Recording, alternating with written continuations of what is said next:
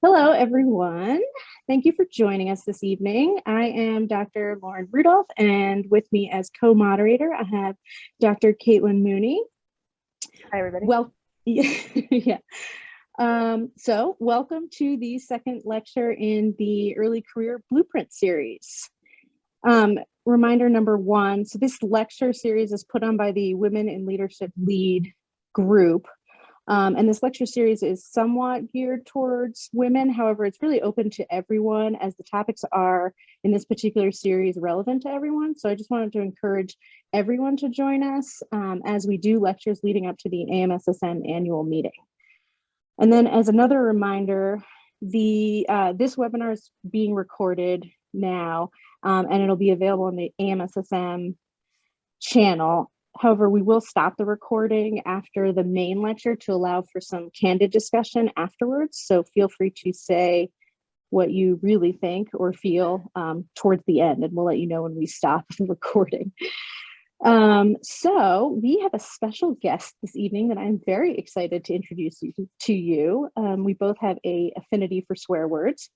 Dr. Giselle Aerni is the founder of Madam Athlete, LLC, where she elevates women in working in sports and athletics. She's the host of the Madam Athlete podcast and creator of the Women's Career Transformation Academy, both of which are fabulous. If you haven't checked it out, I highly recommend.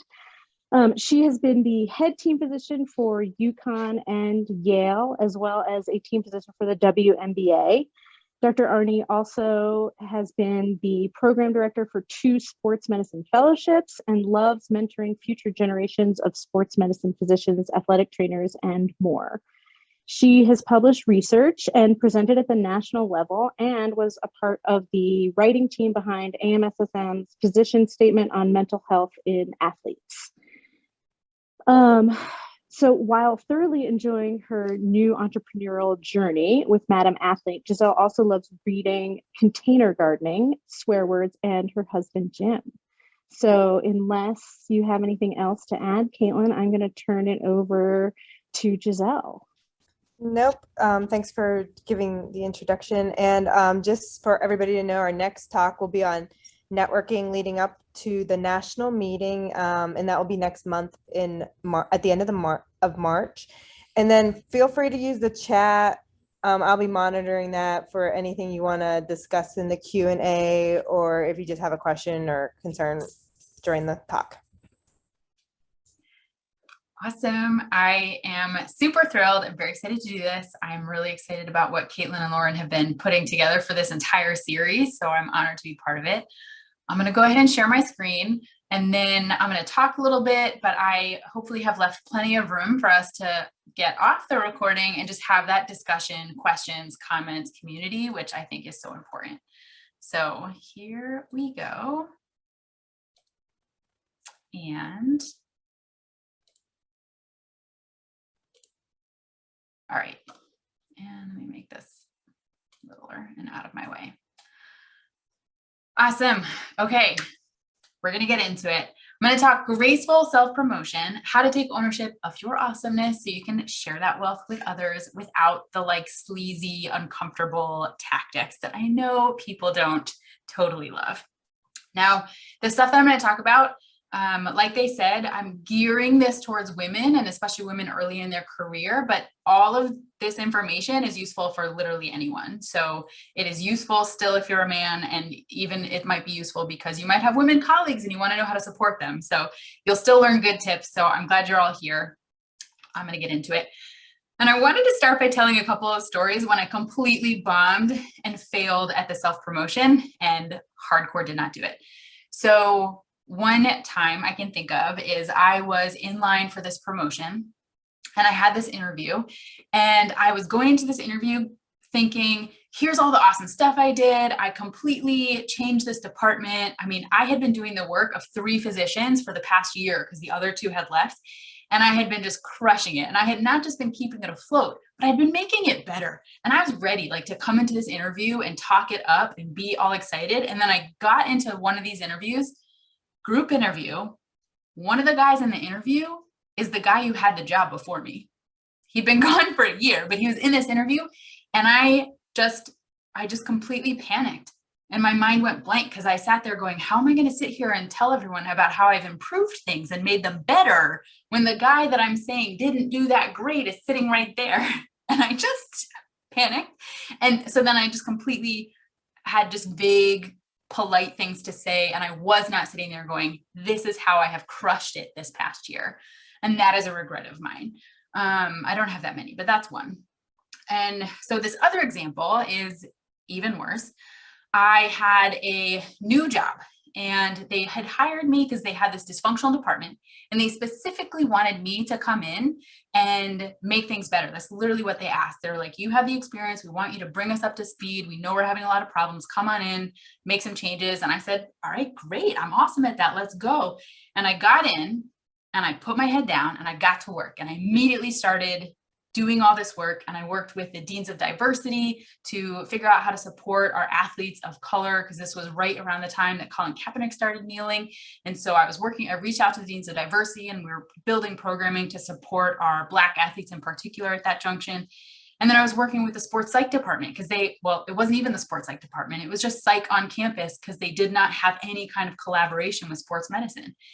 And then I was working with the ortho department and the orthos to build an educational series for our athletic trainers, because we had like 7 interns and only 3 full-time athletic trainers for a department of 950 athletes, which is unsafe and insane. So we were going to put together this educational series, and I was working with the cardiologist to put together a better EKG pre-PAR screening program. So I'm like head down doing all of this work, just getting it done. And then my boss goes, Giselle, you're really not a team player. And this is like my formal feedback that he says to me, literally because I wouldn't return a football player who had 40 stingers and never been evaluated, and I wouldn't return him without an evaluation. So no, the football coach did not like my team player skills. But because I had not advocated for myself, because I had not told anyone about all of this work that I was doing, my boss had no idea. My boss's boss had no idea. And so then my boss got to be the person who took control of my story and my narrative. And he was my voice to everyone else in the department and the university, and said, she's not a team player, right? And so it was too late after the fact to try to go, here's all the work that I've been doing, right? So that's like worst case scenario when you don't promote yourself because you just got your head down and you're just doing the work. And so don't do that. Don't find yourself in that situation. So we're going to get into this because promoting yourself is really important. And we have actually excellent science about this, which you know I love, that we have done some nerdy studies, and we know that there is there's science out there that shows that women who are more proactive in making their achievements visible, like to their boss, to their boss's bosses, to the department, they have further advancement opportunities in their career. They actually just get further in their career, and they also have greater career satisfaction, which is freaking awesome. Like if I just have to brag about myself for a minute to feel better about my career, like, all right, great, I'll do that, right? And I'm not trying to say that graceful self-promotion is the same as bragging, and we're going to kind of talk about this.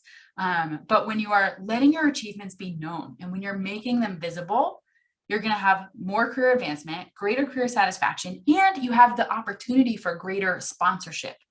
So in other places, I've talked about the difference between mentors and sponsors, and you probably have heard this as well, but a mentor is someone you go to for advice, but a sponsor is somebody who brings your name up in those meetings that you're not invited to. They're the ones who recommend you for a committee. They're the ones who recommend you for a job. They're the ones who tell your boss that you deserve a promotion and a raise. And that's who you need in your corner. And so by making your achievements more visible, more people see you and go like, damn, that girl's doing good things. I want to get on her train. I want to help her out. She's doing awesome things. I want to be part of this. I want to encourage her and make things happen.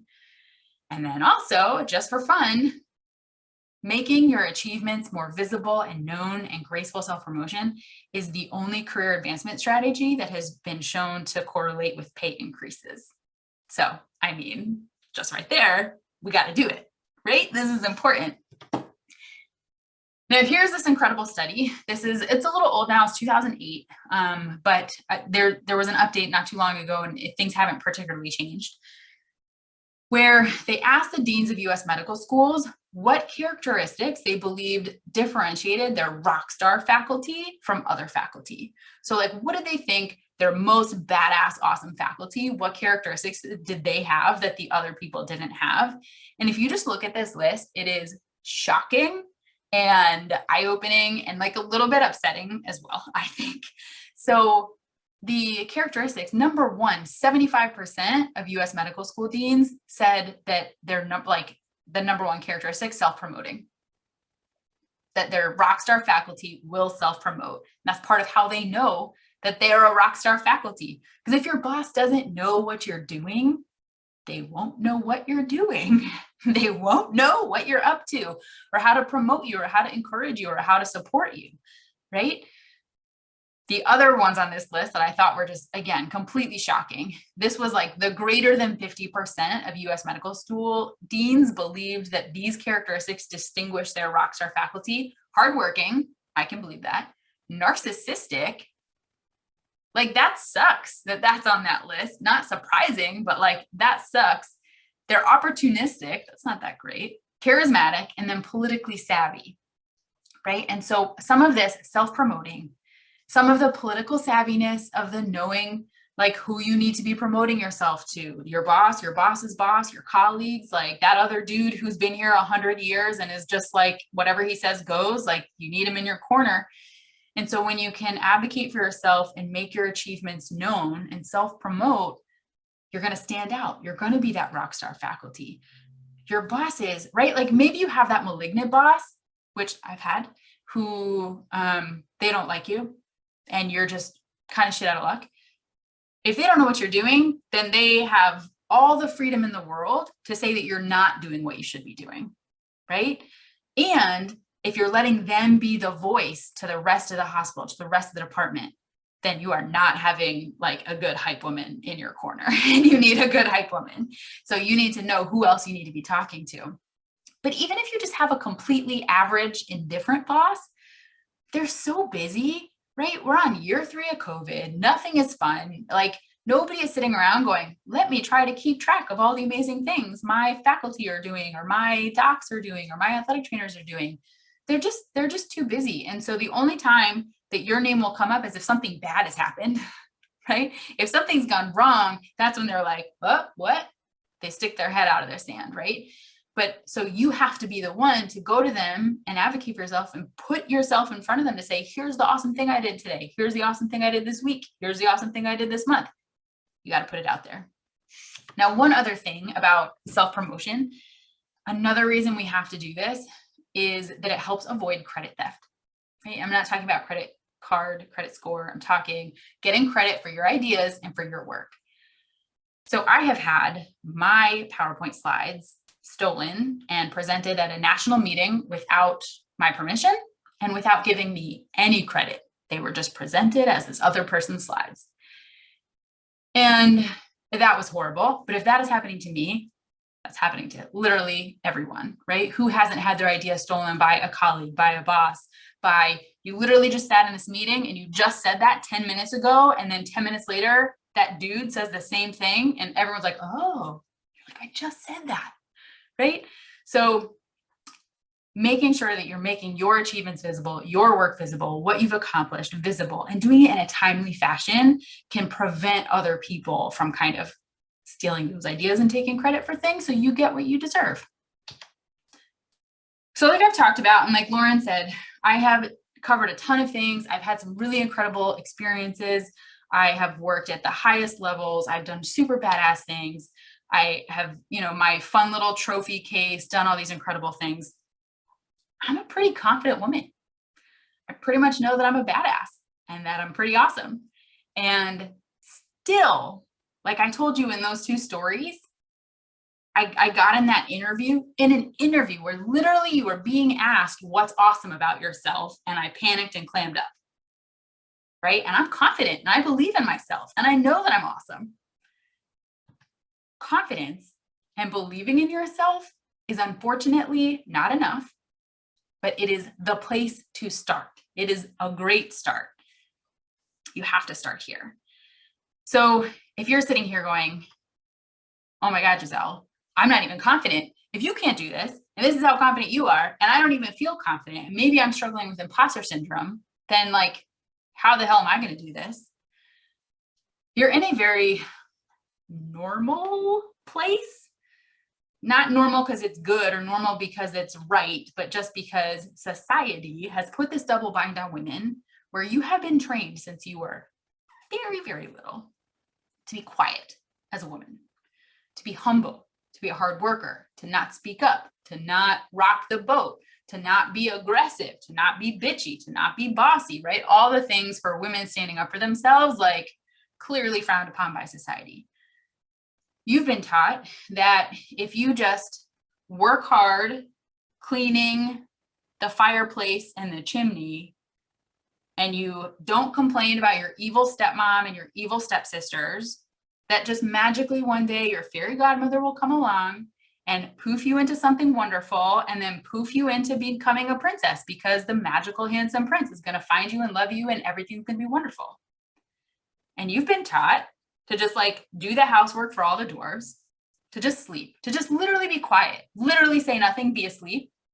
And then like some handsome prince will rescue you because you were so quiet and asleep, right? And you've been taught that if you change your entire person, literally lose your voice, grow legs where you only had a fishtail before, literally say nothing, that you're going to be so charming and wonderful because you literally have no voice, that Prince is going to love you, you're going to finally be worth fighting for, and you're going to become the princess.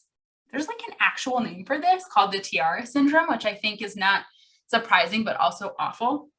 And this is that if I'm quiet, if I do what I'm told, if I put my head down, if I do the work, someone will come rescue me. Someone will come recognize me. Someone will come grant me my princesshood, and I will finally have achieved all the things. And that is just not how life works. Unfortunately, that's just not how life works. So you're trained that way. And then we have just these cultural societal expectations of women.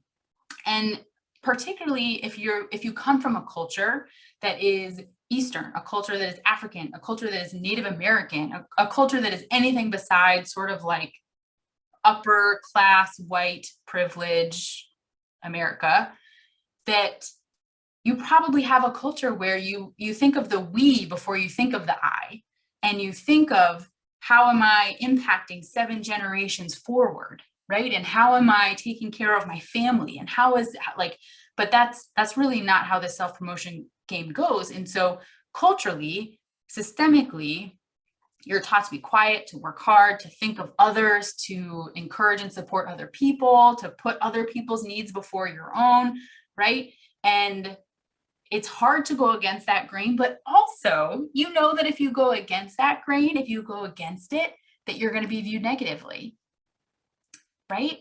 So you're in this like kind of horrible double bind. And I lost this. Okay, there was another study on the gender gap in self-promotion where women subjectively describe this is what they found, that women subjectively describe their ability and performance to potential employers less favorably than equally performing men. So what that means is that like I take a math test, man takes a math test, I get a 7 out of 10, they get a 7 out of 10. They literally tell me that that dude got a 7 out of 10. And I will go to my future potential employer and they're like, how are you at math? And I'll go, you know what? Got a 7 out of 10. What is that, a C? C minus. I mean, geez, that was practically a D. I'm average. I'm probably below average. I'm pretty disappointed in myself, actually. I would have liked to get a 9 out of 10 or a 10 out of 10. And I feel like you probably deserve to have somebody who's a 10 out of 10. So I just, I got to say that it's not my strong suit. That's the woman. Man version over here taking the test goes 7 out of 10. Passed. Next. I'm good at that. Literally the exact same test, the exact same set of scores. Everybody knows what everybody gets.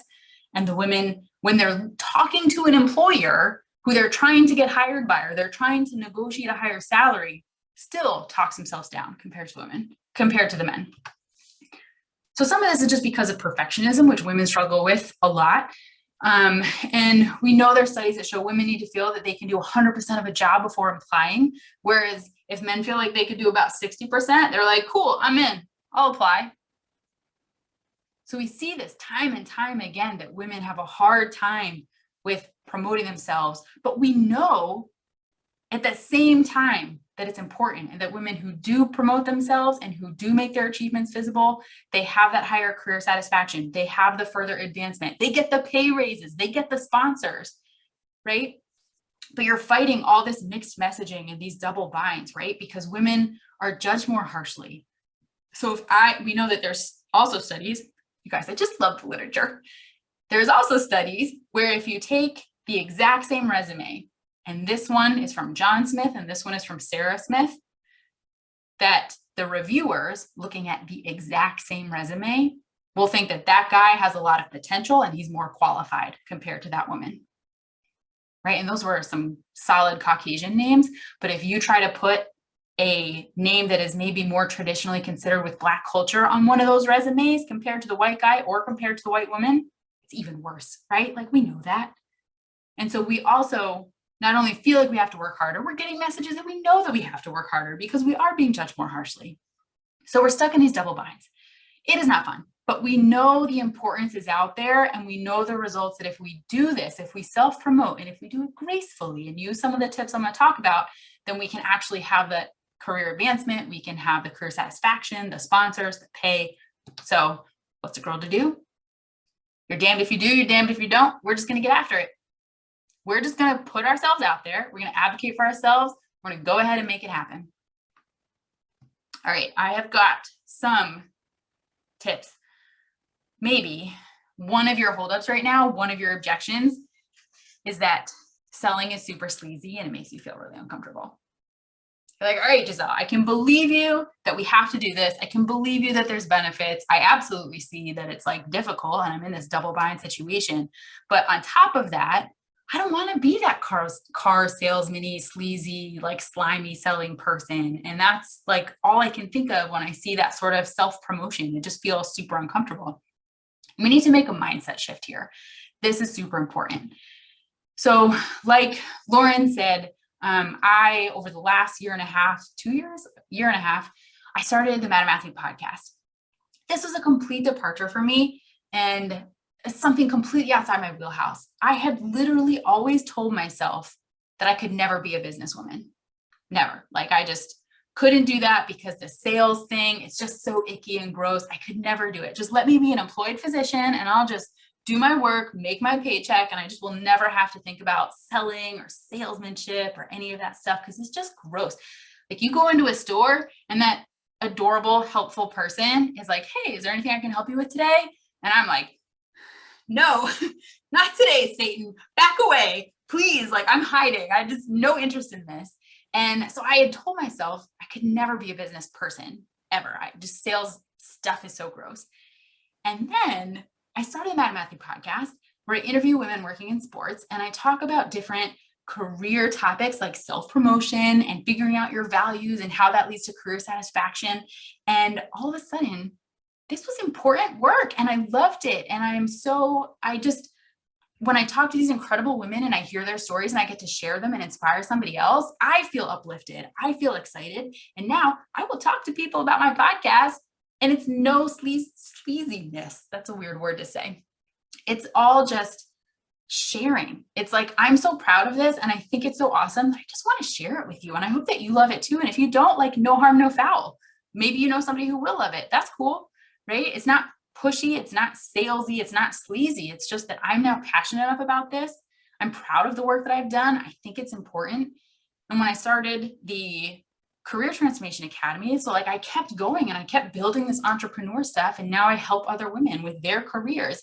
And this is work that I used to do as that employed fellowship faculty director, where I could help my 1 or 2 fellows a year. I could help that like 1 or 2 resident who was interested. And that was it.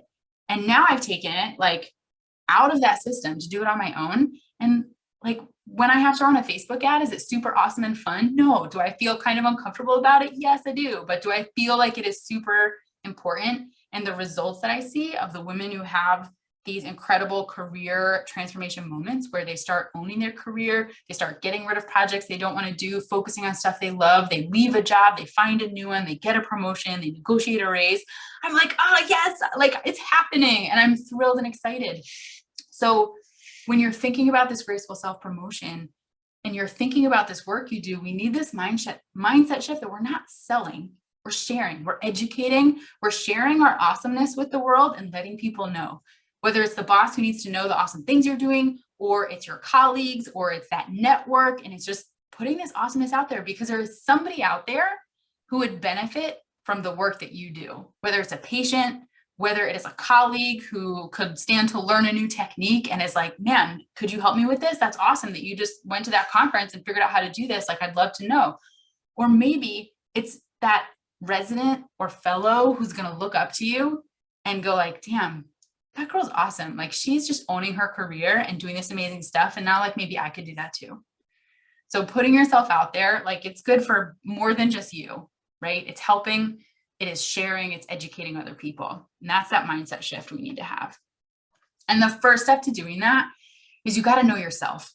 You got to know your identities, your values. Who do you help? How do you help them? Like, what's your secret sauce? What makes you amazing? This is a lot more work than just, figure this out. So I'm going to drop this slide and we're going to move on because I could otherwise talk about this for the next 3 days.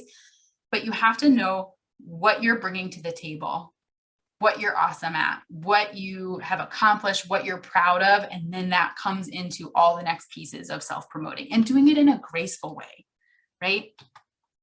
So that was the first step. We're starting with the confidence. We're starting with believing in ourselves. We're starting with knowing ourselves, who we are, what we stand for, what we believe in, and then we're bringing that all to the table when we actually promote. So the next step is to just put it out there in the world. And I have a lot of tips on how to do that. So first of all, this self-promotion thing, it can be formal, and I'll talk about some formal types, but it can also be super informal. This doesn't have to mean that you are putting out an ad in the newspaper to let everyone know about your promotion. You can do that. That's totally an option, but like, it does not have to be that way. However you're going to go about it, the elevator pitch is kind of your framework for putting together a graceful self-promotion. And the elevator pitch is just trying to contain your story. And you want it to be a story and not just like, here's a fact. And putting it into perspective where you're sharing your values, you're sharing who you are and your awesomeness, and you're putting it together in a story so that people can listen and hear and appreciate it, because they hear a story differently than they hear a fact. It lands differently. You want to highlight the results that you've gotten. So if you're trying to tell your boss about this awesome thing you've done, your boss doesn't care how hard it was for you. They don't care about how many hours you put in. No offense to your boss, but they don't care. They want to know the results. They want to know what you achieved, and they want to know how you helped them. How did you help the department? How did you help other people? And this is especially key as the woman, right? We talked about how things are a little bit different for women, but women even more especially need to talk about how they contributed, how they helped others, how they've like helped uplift the department, so that you're not coming across as being egotistical or selfish, or all those things are considered, not feminine. And is that kind of total BS? Yes. But like, when you know the rules and then you can kind of work with them and be strategic about it, you can get your story across, you can get that achievement across, and you can honestly just uplift and encourage others as you're going along about it. So it's not like even a bad thing to be trying to talk about how you've helped other people with your achievements. And then the other thing you got to do is like, you want to be timely with this.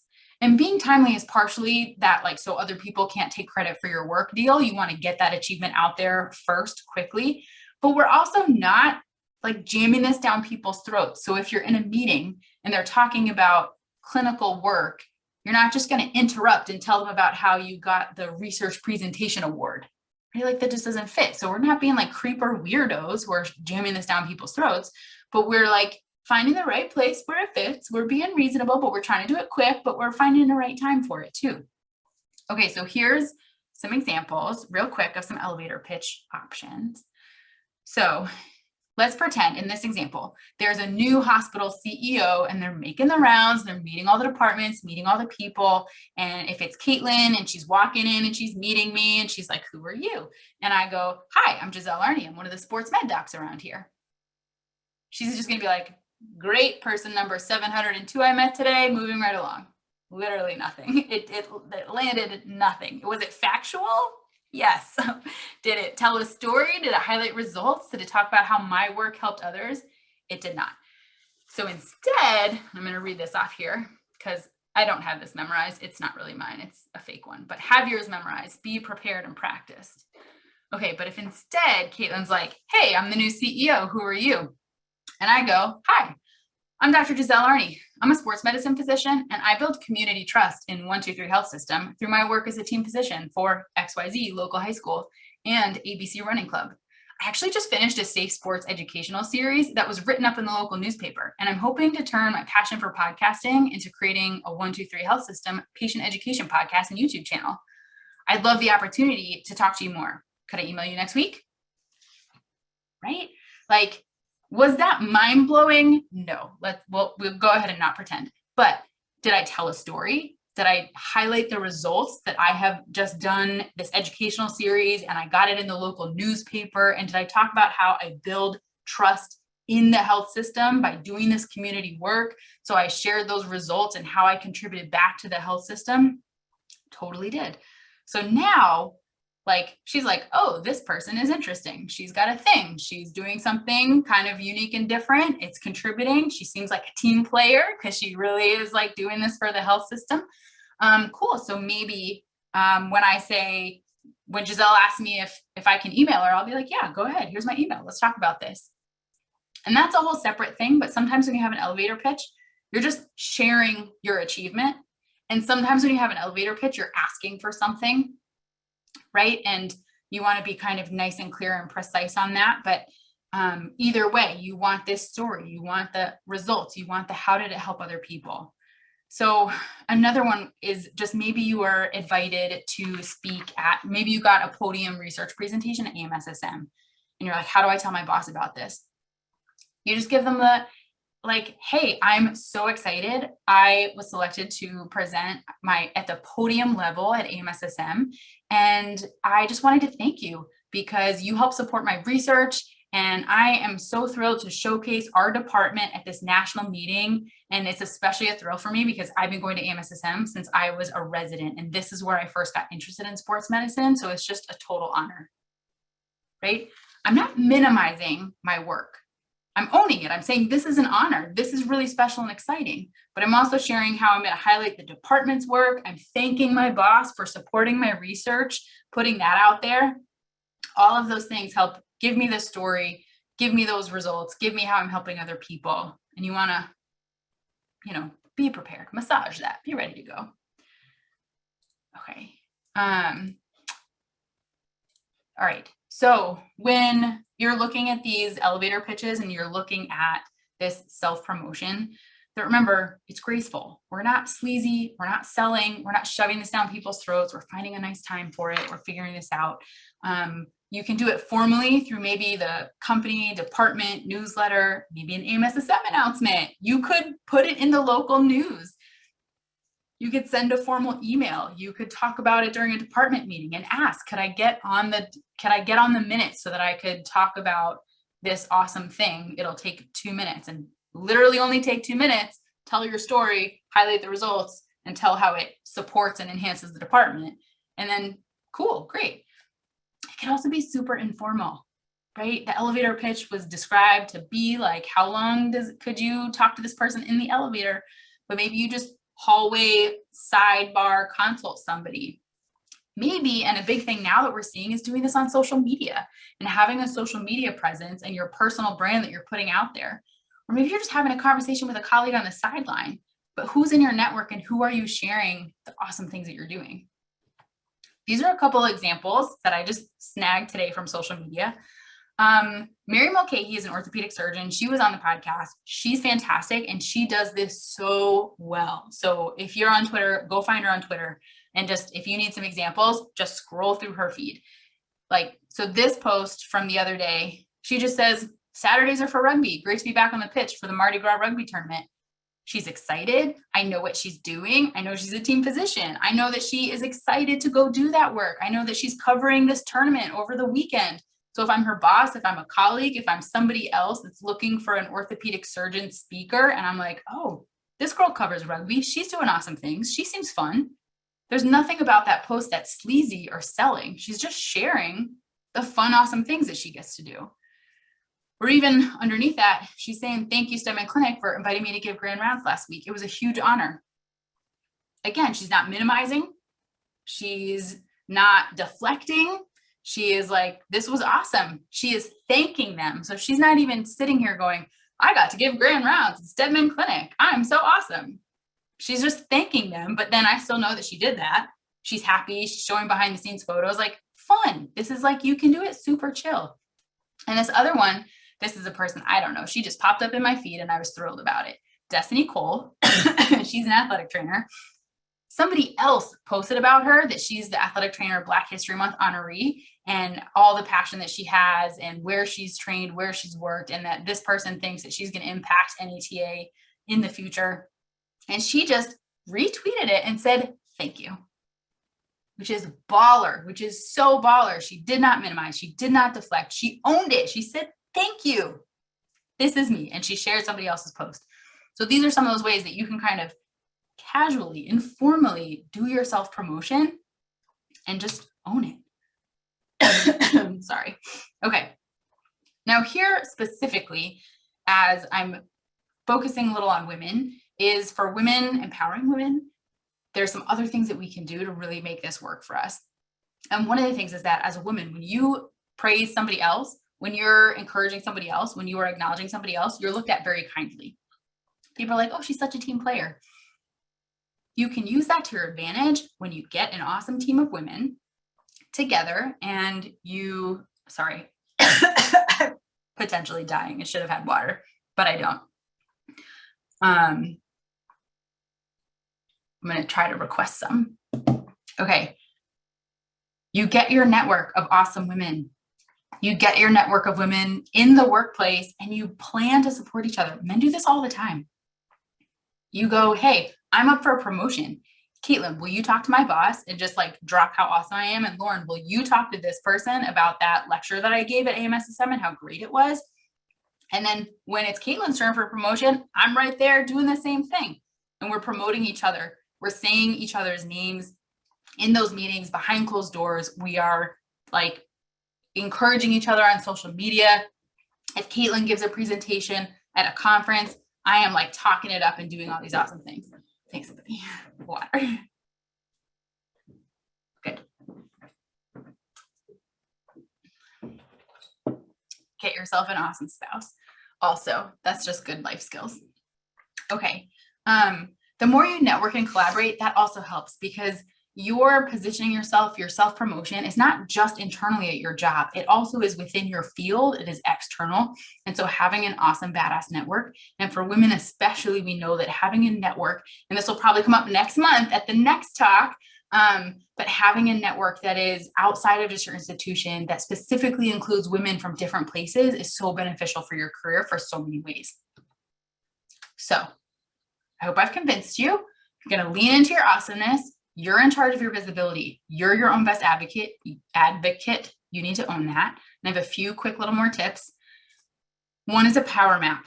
So this is something in business they do a lot, but also we can benefit from it, where when you identify the key people who can have an impact in your career and make that a focus. So if you're going, man, this is really uncomfortable. I don't even have any like, oh gosh, this all still feels awful. Pick one awesome thing you did and pick one person that is important to your career to go tell them. It could be your boss. It could be your boss's boss. It could be that 100-year-old dude in the department who just everybody is like, whatever he says goes, right? It might not be just your boss. It might not just be your boss's boss. It could be the network as well. So you want to know that kind of power map and make sure you're doing that work internally and externally. And then two, like the athletic trainer that we saw on the social media, you say, thank you, period. We have a big habit as women of minimizing and deflecting compliments. So if you get complimented, you just own it. Say, thank you. Thank you. I'm really excited. Thank you. It's going well. Thank you. I love it. The end. Not thank you, I'm trying. Oh, no big deal. Oh, I had a lot of help. Just thank you. Don't minimize. And lastly, if it helps, might add more stress, but if it helps, consider that you're being a role model for other women, for other people, for other residents, fellows, docs, that others see what you achieve and they know that it's possible. So when you share your achievements, then other people go, oh man, if she did that, I could do that. Oh, all right, if she was able to do that, maybe I could do that too. But also other women can see a role model of a confident woman who gracefully owns her worth and advocates for herself. And then maybe that makes it easier for the next woman to advocate for herself and the next woman to advocate for herself. That is what I have. Thank you very much. Come find me, come hang out, Madam Athlete. I'm probably best on Instagram at the Madam Athlete. And for a little bit more resources, I had an entire podcast episode on this, episode 72, The Secrets to Graceful Self-Promotion. Check that out. I have a free download, madamathlete.com/self-promotion, where I kind of go through these tips. And then I've been reading this book lately, and I love it, Professional Troublemaker by Lovey Jones. And it is phenomenal. And it really just talks about owning your badassery and like getting out there in the world with it. So this is another fun little resource that I'm currently recommending. All right, I'm going to stop the screen share.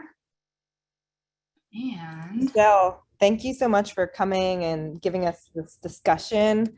You're such a expert on this talk, and each time I see you give this talk, I learn more things and I'm writing more notes. And I hope everybody else learned a lot from this. I think this will play in really nicely to our next talk about networking, because we can use these tools to grow our network and work on that at the national conference. So I wanted to thank you again for coming here and sharing with us. And I love your recommendations for books. So I already have that listed in here. Anything else, Lauren, before we turn off our recording so that we can have more of a discussion?